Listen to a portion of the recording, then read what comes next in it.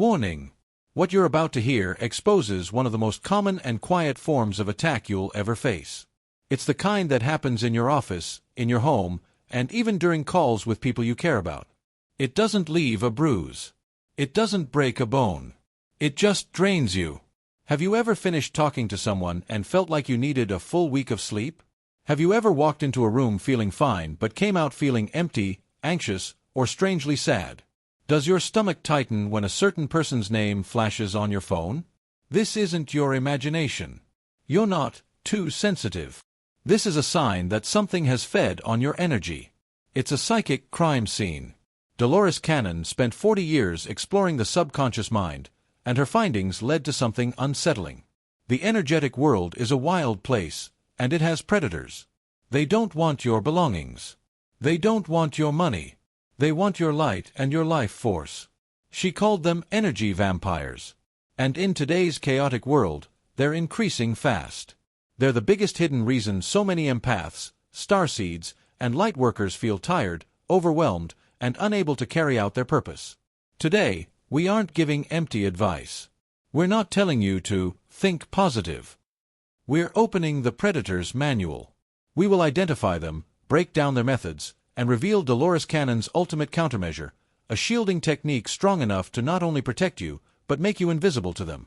This isn't a spiritual pep talk. It's a survival briefing for a war most people don't realize they're in. To defeat an enemy, you must first recognize it. Energy vampires blend in well. They often appear as friends, co-workers, or family. But their energy is unmistakable. Based on hundreds of sessions, Dolores found 4 main types of these predators. As you hear them, faces may come to mind. Don't feel guilty. Feel aware. Recognition brings freedom. Predator Type 1. The victim vampire. This is the most common and subtle type. They feed on your sympathy and your instinct to help. Their method is simple. They live in never-ending crisis. Their lives are always filled with unfairness, drama, and disaster. They don't want solutions. They want attention. They sigh heavily. They share long stories about how they've been mistreated. Their favorite phrases are things like, "Why does this always happen to me?" Or, "No one understands what I'm going through." How you feel afterward, emotionally drained, weighed down, and guilty for not being able to rescue them. They walk away lighter. You walk away empty. Predator Type 2. The controller or narcissist vampire. This one is more forceful. They feed on your attention and emotional reactions. They need to be the center of everything. Their method: creating conflict, starting arguments, manipulating, intimidating, and guilt-tripping you to keep you off balance. They gaslight you until you question yourself. Every conversation circles back to them, their opinions, their experiences. Their signature lines include, "You're too sensitive," after they insult you, or, "This is your fault." How you feel afterward: anxious, small, confused, and constantly on edge. You replay the conversation again and again, trying to figure out what happened. Meanwhile, they've fed their ego with your energy. Predator Type 3. The critic or judge vampire. This one feeds on your confidence. They bring you down so they can feel above you. Their method: subtle criticism, backhanded compliments, unsolicited advice. They comment on your choices, your appearance, your relationships, your work. Nothing you do meets their standard. Their signature line is, "I'm only saying this because I care," or, "Are you sure you want to wear that?" How you feel afterward: insecure, ashamed, and full of self-doubt. They rise by lowering you. Predator Type 4. The interrogator vampire. This one drains you by crossing boundaries and forcing you onto the defensive. Their method: constant questioning, prying, gossiping, and challenging everything you say. Talking to them feels like being interrogated, not having a conversation. They repeat lines like, "But why? Are you sure? What did he say? Then what?" How you feel afterward: exposed, cornered, and mentally tired, as if your mind has been picked apart. They give nothing. They only take. The victim, the controller, the critic, the interrogator. 4 forms of the same predator.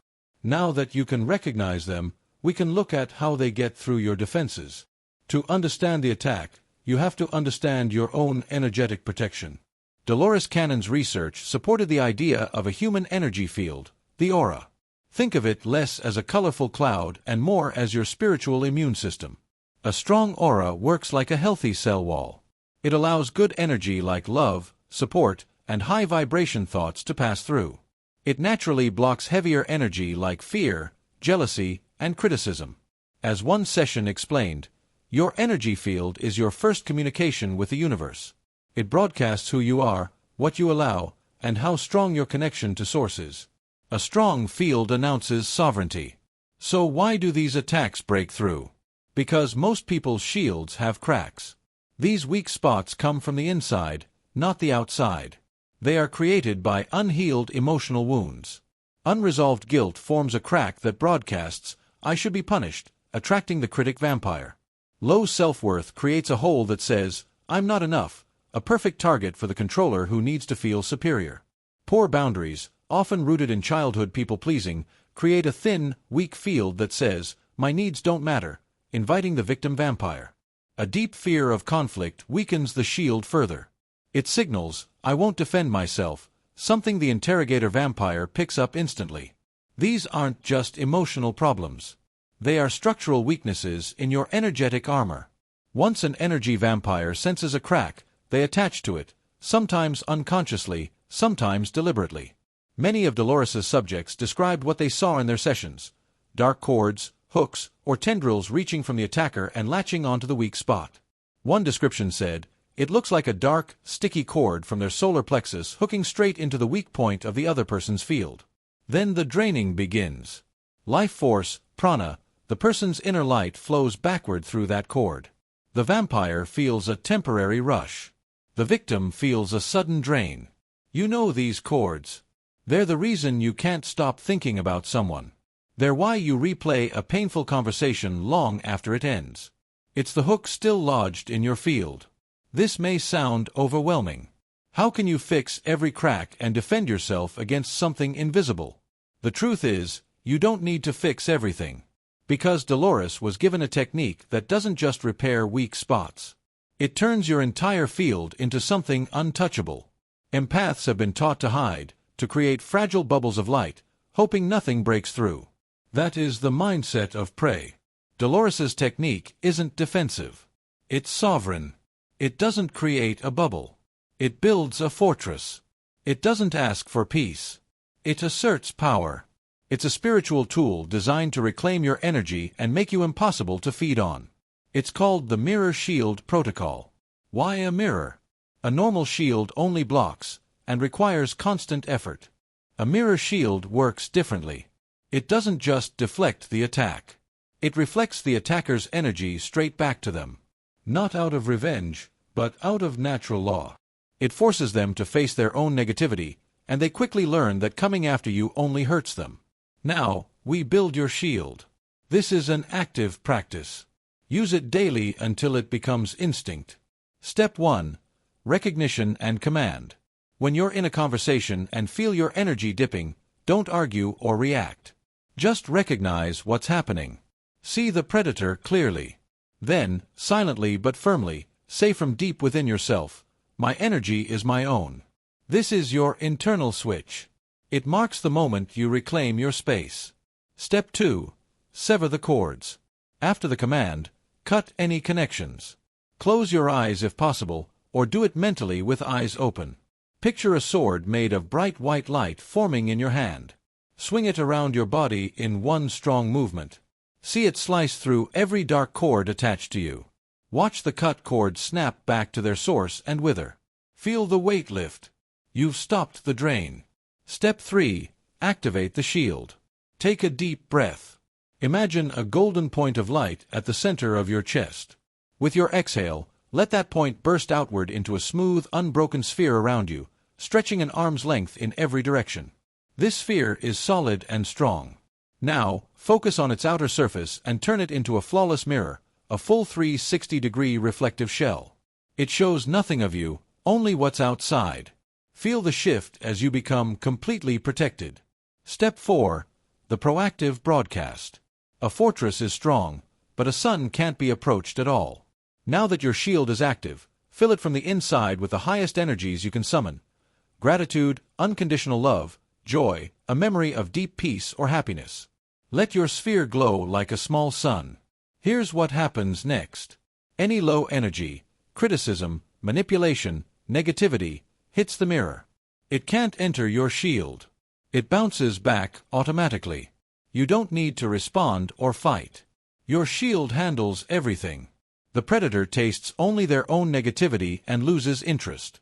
You stop being a source of nourishment. Recognition, severing, activation, broadcasting. This is the protocol. It's your natural right. You weren't born to be drained. You were born to shine. But your light can't shine while it's being stolen. Today the theft ends. You now guard your own sacred energy. You are in control. You are not prey. You are a fortress. You are a sun. You are sovereign. To anchor this new reality, make a collective declaration that strengthens the energetic field of this planet. In the comments, write the clearest statement of your spiritual ownership. My energy is my own. Let it stand as a warning to every predator and a message to the universe that light workers are done hiding. We are shining and cannot be touched. Thank you for taking your power back.